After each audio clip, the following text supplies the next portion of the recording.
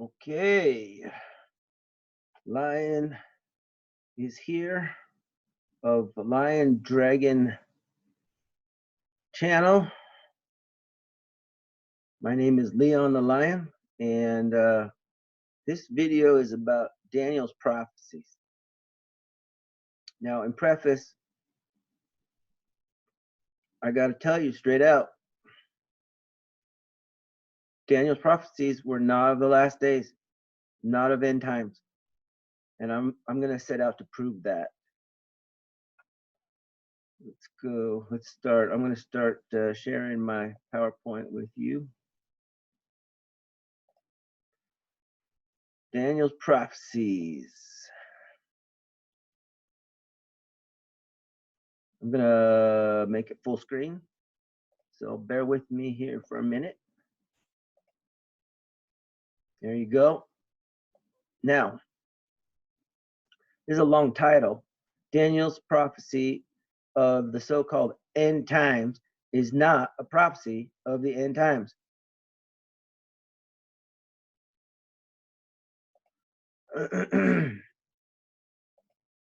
Fair warning, I'm angry. I may not look like it, I may not sound like it, but inside I am fuming because Bible scholars, pastors, ministers, priests have been perpetuating lies for centuries, saying that Daniel's prophecies were of the end times. Not happy about this. And you shouldn't be either, because we've been lied to, and we need to know the truth. All right. We are in the last days. I'm convinced of that. There's no doubt in my mind. And in the last days, it was prophesied that truth would be taught as lies and lies would be taught as truth, and we need to have discernment, because even the very elect would be deceived, as I have been deceived, and I don't like to be deceived. Fair use. This video is for educational purposes. It is free of charge. I claim fair use of all my images and sources. I do cite where I got my information from, and all the pictures are in the public domain for educational purposes. All right. If you want to know the truth, keep watching. But first, in preface, I gotta tell you this little story. So this is a picture I took when I was living with my son in Tarsus, Turkey. Now, if you recall, St. Paul was from Tarsus, Turkey. And there is in this city a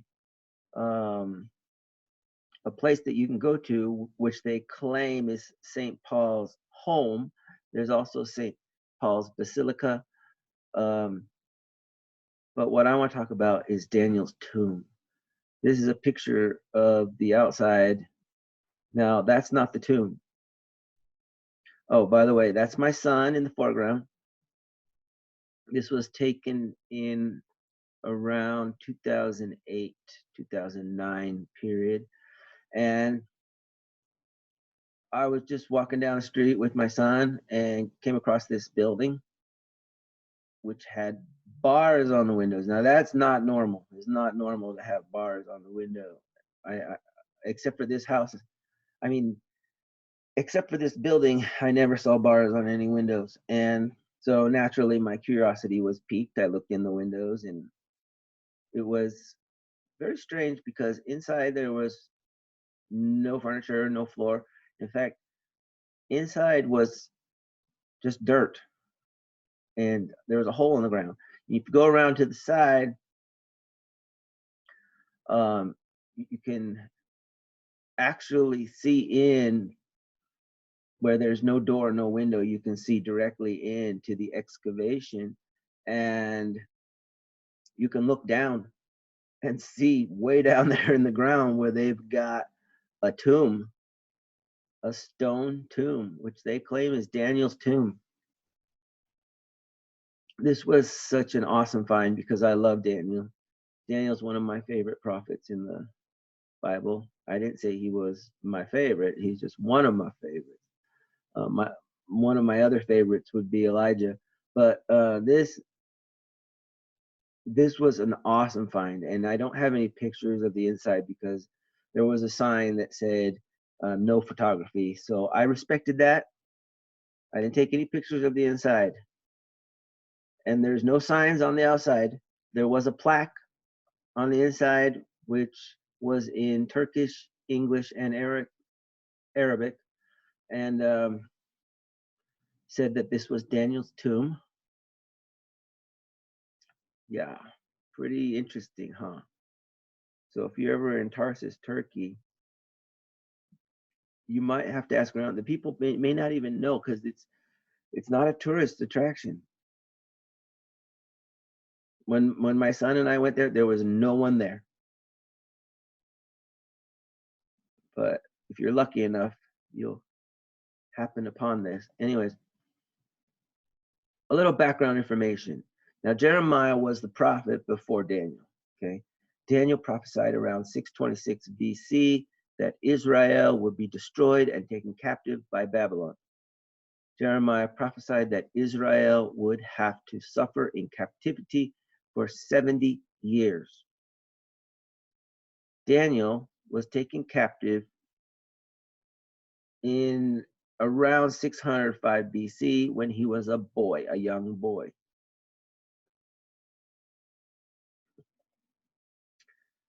Daniel knew of Jeremiah's prophecy. In Daniel 9, verse 1, we read, "In the first year of Darius, the son of Ahasuerus, of the seed of the Medes, which was made king over the realm of the Chaldeans." Remember that word. Chaldea was a whole region of the earth, which today we would call the Middle East.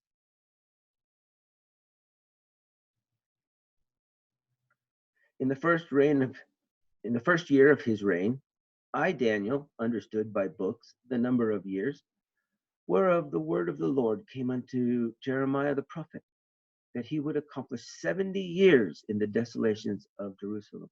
See, Daniel knew somehow the Israelites had taken the scriptures with them into captivity, into Babylon, into Chaldea.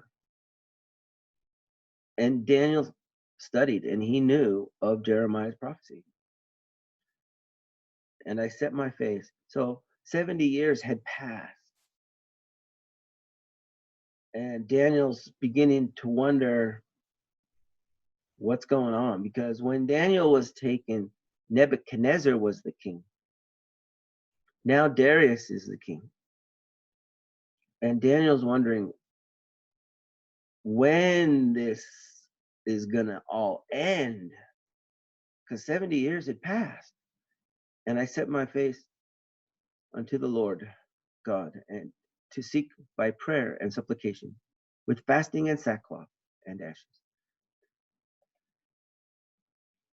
Well, who was this guy Darius? Darius, also called Darius the Great, was born 550 BC, died 486 BC. He was the king of, not Persia, of the Medes. This is actually wrong. He was king of the Medes, but took over all of Chaldea, all of Persia, well, not all of Persia, but some of Persia, and all of Babylon, Assyria, even Israel, all of that region of the world. All right, this information is from Britannica. So approximately 70 years passes, and Daniel's wondering when this all is going to end, and so he prays to God. This image is free clip art from this website. So if you need some free clip art, royalty-free clip art, go to this website. I am not going to read to you Daniel's prayer. If you want to, it's verses 4 through 19. It's quite a long prayer. And Daniel's very humble about it. He's not like, God, you said we would only be in captivity for 70 years. Where are you? No, it was it was more like, God, man, we screwed up and we're sorry. And we've been suffering here for 70 years. Please forgive us. That was his attitude. He was a very humble man. And so in verse 20, we get the answer. And whilst I was speaking and praying and confessing my sin and the sin of my people Israel, and presenting my supplication before the Lord my God for the holy mountain of my God. Yea, whilst I was speaking in prayer, even the man Gabriel, whom I had seen in the vision, there was a previous vision, which we'll talk about later, at the beginning, being caused to fly swiftly, touched me about the time of the evening oblation. And he informed me and talked with me and said, O Daniel, I am now come forth to give thee skill and understanding. So the angel Gabriel comes to answer Daniel's question. At the beginning of my supplications, the commandment came forth, and I come to show thee, for thou art greatly beloved. Therefore understand the matter and consider the vision. This is Gabriel talking. 70 weeks are determined upon thy people and upon thy holy city to finish this transgression, to make an end of sins, and to make reconciliation for iniquity, and to bring in everlasting righteousness, and to seal up the vision and prophecy, and to anoint the most holy. So Gabriel's saying here, you only got 70 weeks more, Daniel. I know you've been waiting for 70 years, but if you can just hang on for 70 weeks more, your people will be free.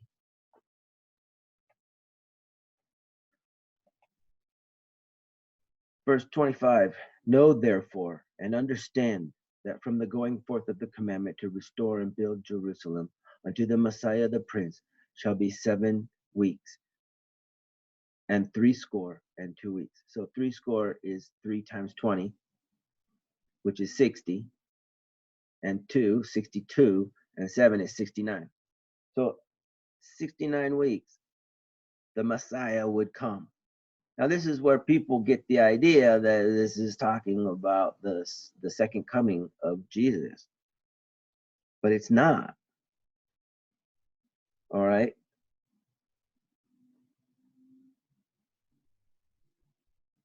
I'm not going to read the whole thing. So I looked it up in the Strong's Concordance of the Bible, which I love. Whenever I study the Bible, I use Strong's Concordance of the Bible. And you go back to the original Hebrew, which is Mashiach, which is Messiah. So the translation was correct. But if you look at the definition of Messiah, it means anointed one. Well, guys, there's been many anointed ones. Every king of Israel was anointed by the prophet. David was anointed by the prophet. Saul was anointed by the prophet. Every king is anointed one.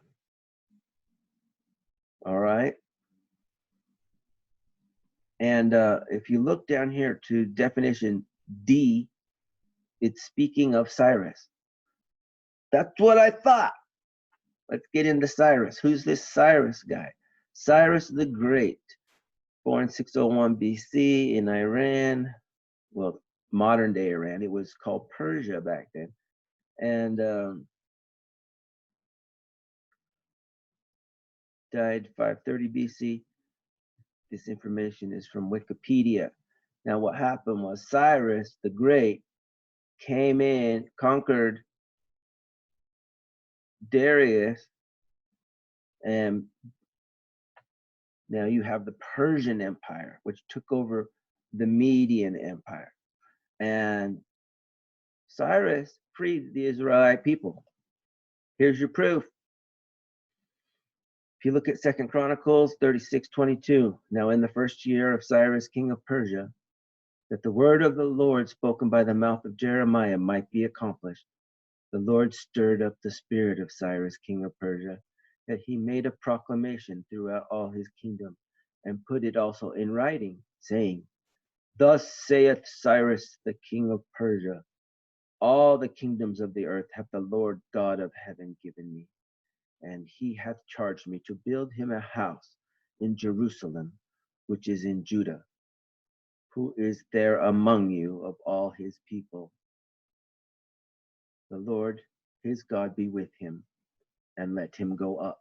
So Cyrus freed all the Israelite people to go back and rebuild the temple, which the Babylonians under Nebuchadnezzar had destroyed and plundered. All right. If you go to Ezra chapter 1, verse 1, it says the same thing. But there's a little difference. If you go to verse 7, Ezra says, Also Cyrus the king brought forth the vessels of the house of the Lord, which Nebuchadnezzar had brought forth out of Jerusalem, and had put them in the house of his gods. So Cyrus took all this stuff that was plundered from the Israelite temple and gave it back. Cyrus was their Messiah. He's the one who freed the Jews.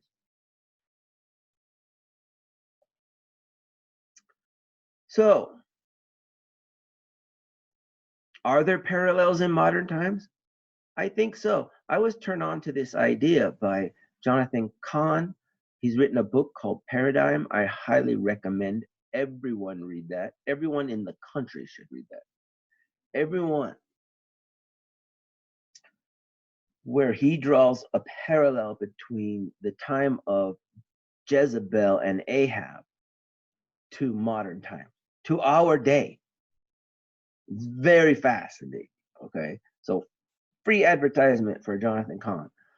So anyways, here's another parallel of modern times taken from this ancient time. So I did a little research on the Fed. My information comes from this website down here at the bottom. Okay. Got to give credit where credit's due. So as you probably know, if you're watching this, you're probably one of the people who are awake. And you know that the Federal Reserve Act of 1913 gave the Federal Reserve a lot of power, but the Congress still had oversight, all right, until 1949. This is entitled Removing the Straitjacket. The Federal Reserve Chairman Thomas B. McCabe announced that the Federal Reserve would conduct monetary policy with a primary regard to business conditions, a step that McCabe later said marked the removal of the straitjacket in which monetary policy had been operating. He was referring to Congress. Congress was the straitjacket. Previously, Fed policies during World War II and the post-war years had been conducted in support of long-term debt prices to help the government finance spending. And there was congressional oversight. Well, in 1951, the culmination of the battle that started with McCabe's 1949 announcement, the accord solidified the Federal Reserve's independence from the Treasury, allowing the central bank to conduct monetary policy independently and without Treasury approval for the first time since 1939 or 34. And what turned me on to this was there's a video on YouTube, you can look it up, where the head of the Fed, Alan Greenspan, was a guest on the Tonight Show talking to David Letterman. And he came right out on national TV in front of millions of people and said, I don't have to listen to Congress. I don't have to listen to the Treasury. We do whatever we want. Speaking of the Federal Reserve. And the Federal Reserve is no more federal than Federal Express. It's a private bank. and we signed over our power to them. In return, they put America in bondage, okay? Financial bondage. They lent money to America at an exorbitant interest rate, which we could never pay back in a million years. All right? So we just keep going deeper and deeper into debt. The Fed now owns America, and we are in bondage to them. It is a type of slavery. Well, fast forward 69 years later, I found this article from CNBC, written Friday, the 20th of July, 2018, where it says Trump poised to take control of the Federal Reserve. He hadn't done it yet, but he was making his move. Fast forward 70 years later, meaning 1 year after that article, 1 year later, April 3rd, 2020. This is an article by Ellen Brown. You can look it up. It's on the internet. Was the Fed just nationalized? Did Congress just nationalize the Fed? No. But the door to that result has been cracked open. Now, if you read the entire article, which I have, no, the Treasury has not completely taken over the Fed, but I would say about half. The Treasury has taken back some of its power. So that's why I put no, but yes, the Treasury, under the authority of the President of the United States, has taken back some of its power. All right. And they're working together. You should read this article, okay? Freedom from bondage is coming. The beast, sometimes called the Antichrist, shall be destroyed. Now you need to understand that when I say the beast, I'm talking about the economic system of the world, which is controlled by the Federal Reserve. And this was prophesied in Revelation 19. And if you want to know more, go see my other video about the Antichrist. There's actually 6 Antichrists, and the beast is one of them. So you got to see that. All right. If you are familiar with the book of Daniel, and I know some of you are, I know what you're thinking. What about Daniel chapter 6 and 7? Okay. Well, Daniel 6 is easy to interpret because Gabriel, the angel, remember earlier in the video, I referred to a vision that Daniel had had. Well, he had a dream of a ram with 2 horns and then a goat. And then he asked Gabriel what the meaning of the dream was. And Gabriel said, the 2 horns are the 2 kings. The first horn is the king of the Medes, which is Darius the Great. The second horn represents the king of the Persians, which is Cyrus the Great.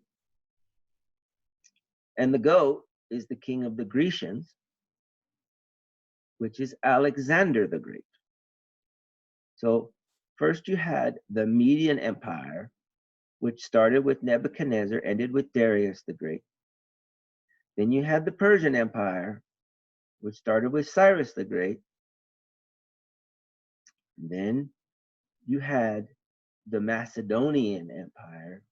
Macedonia was kind of part of Greece, and that was headed up by Alexander the Great. Very simple to interpret. Has nothing to do with the last days. Okay? So why should we think that Daniel 7 has it? We've already shown that Daniel 9 has nothing to do with the last days. We've shown that Daniel 6 has nothing to do with the last days. Why should Daniel 7 have anything to do with the last days? Here we are. Daniel 7, verse 1. In the first year of Belshazzar, king of Babylon, Daniel had a dream and visions of his head upon his bed. Then he wrote the dream, and he told the sum of the matter. Daniel spake and said, I saw in my vision by night, And behold, the four winds of the heavens strove upon the great sea, and the four great beasts, and four great beasts came up from the sea, diverse one from another. This is where people think it's about the last days, because it's so similar to the book of Revelation, where you have the four beasts in the book of Revelation. However, they're not the same. The first was like a lion and had eagle's wings. Yes, in the book of Revelation, I believe the first was like a lion, but did not have eagle's wings. And the second, like to a bear. In the book of Revelation, there was no bear. And lo, another, like a leopard. In the book of Revelation, there was no leopard. After this, I saw in the night vision a fourth beast, exceedingly strong, had great iron teeth, devoured, brake into pieces, and stamped the residue with the feet of it. It was diverse from all the beasts that were before it, and it had 10 horns. This is another similarity to Book of Revelation, where there was a beast that had 7 heads and 10 horns. Purely coincidence. Okay, guys? This is not Revelation.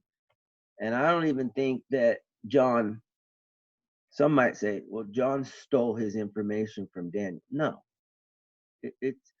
There are some similarities, but it's too different. Okay?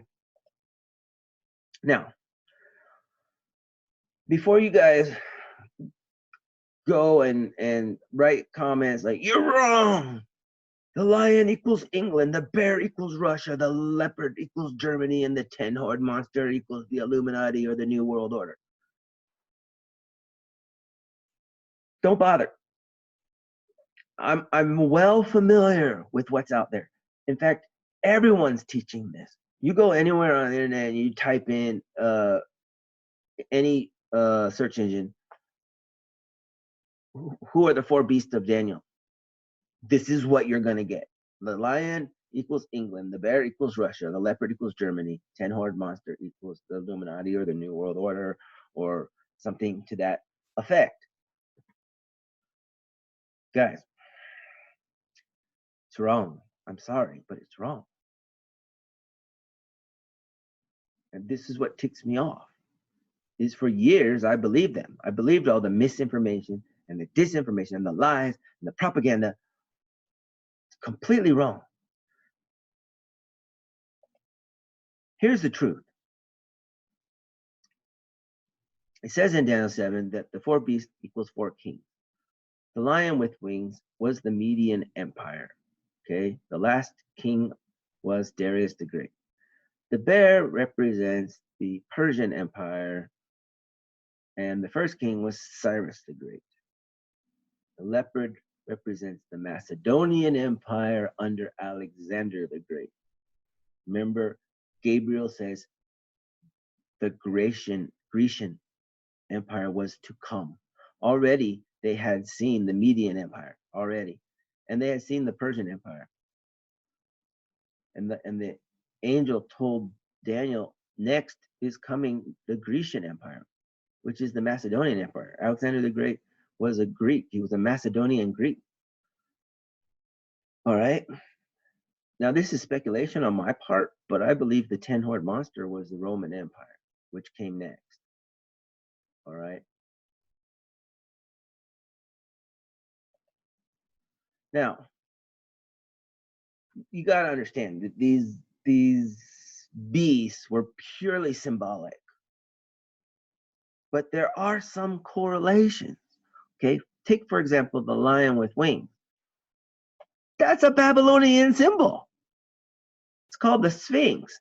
So the Babylonian Sphinx had the body of a lion, the feet of a calf, wings of an eagle, and the head of a man. And this comes from the Mazzaroth. If you see my very, very first video, which I also highly recommend, and if you do go back to see my very, very first video, you have to turn the volume full blast, or you're not going to be able to hear anything. it was done a long time ago with cheap technology. So anyways,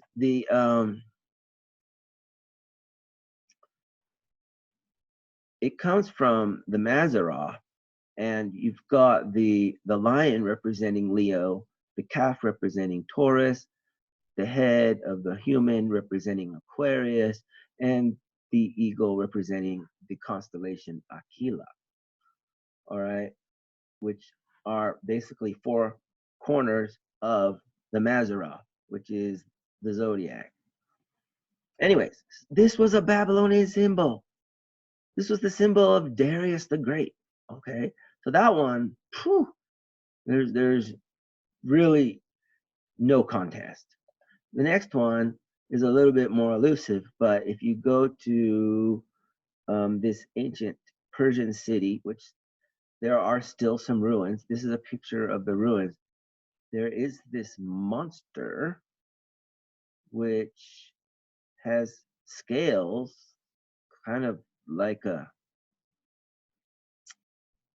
reptilian, but then the head kind of looks feline, but it could be like a bear. Anyways, so remember, it was said that the creature looked like a bear but wasn't a bear, and this could be it. This is a Persian relief. I can't remember the name of the city, but here is where I got the picture from, Ancient History Encyclopedia. You can go look it up. This could be the creature described in Daniel. Now, just on a whim, I Googled Macedonian art, and this came up.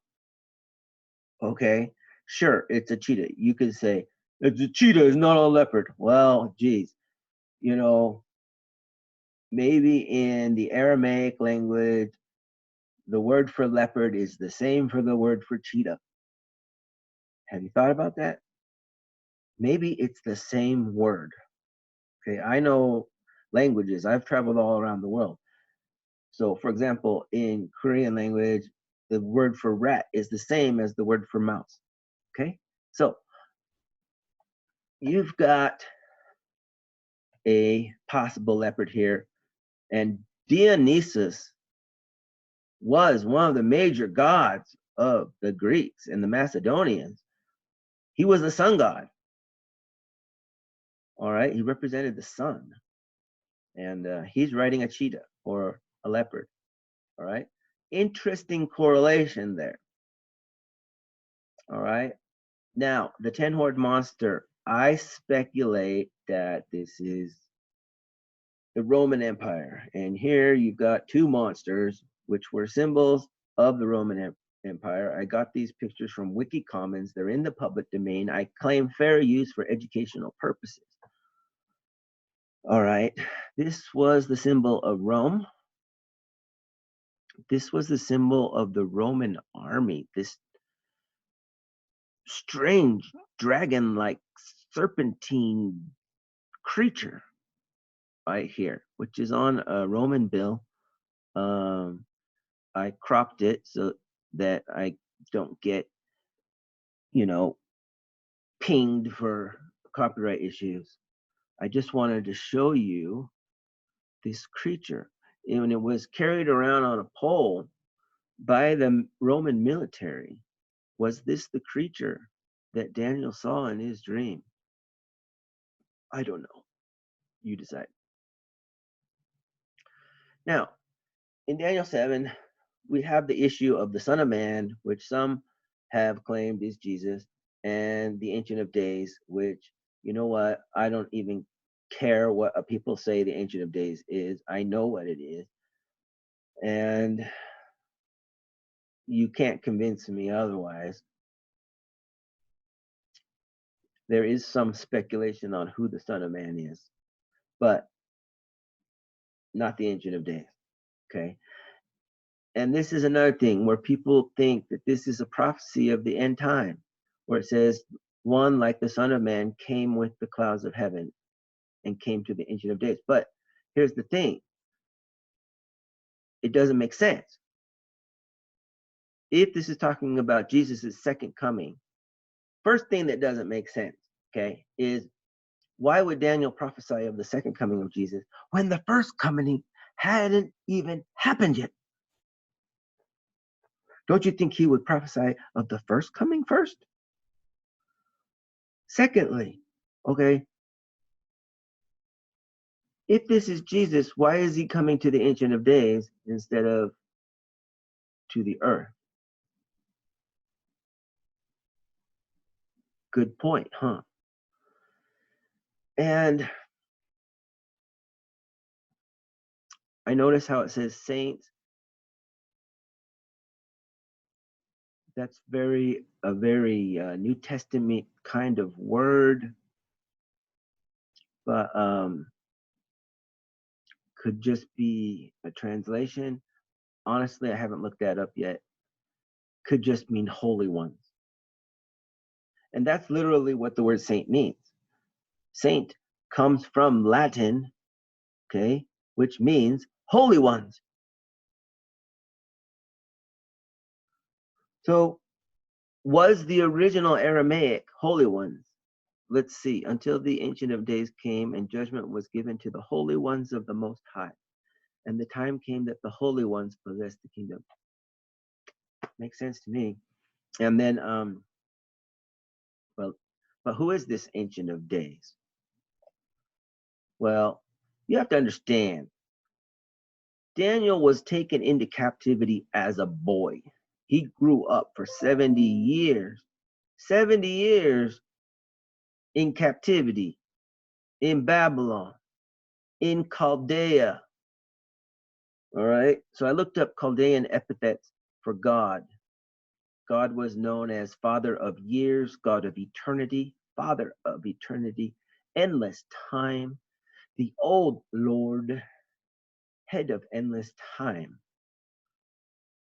And it would seem very consistent to call God the ancient one, the very ancient one, the first one, the one who there's no one more ancient than God. God was first before anything. Got this information from this website. Go ahead and look it up. I also did some more research and I found the Princeton Review. Here's the link. And it says here, he, meaning God, was known in Chaldean teaching as the Old Bel, the Ancient of Days, dwelling in light, unapproachable, without beginning or end, the active principle which gave life to matter and existed before the creation of the world. There you have it. Okay? In Chaldea, God was called the Ancient of Days. All right? So I know who, if we go back, the Ancient of Days is God. Now, we only have to look at this Son of Man. Now, in Aramaic, there are no capital letters. So the question remains, should this be capitalized? I would argue not. I don't think this is talking about Jesus. I think it's talking about Daniel.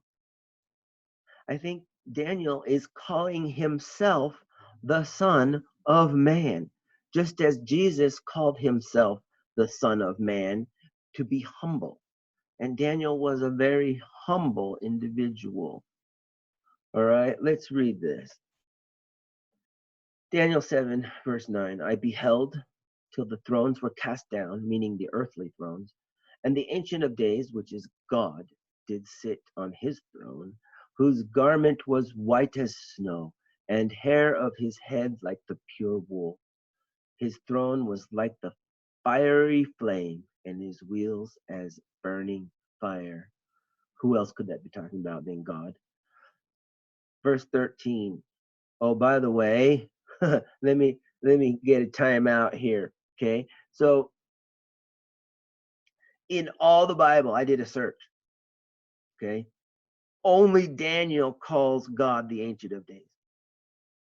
And it's only mentioned 3 times in the entire Bible. And these are the 3 verses in Daniel 7 where the term Ancient of Days is used. All right. So anyways, back to chapter 7, verse 13. I saw in the night visions and beheld one like the Son of Man came with the clouds of heaven and came to the Ancient of Days. So he came, I'm thinking he came up into the clouds and then came to God.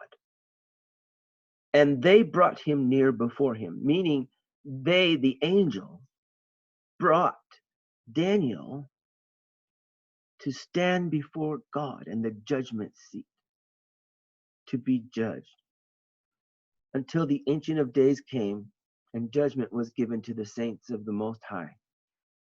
And so that's where he waited until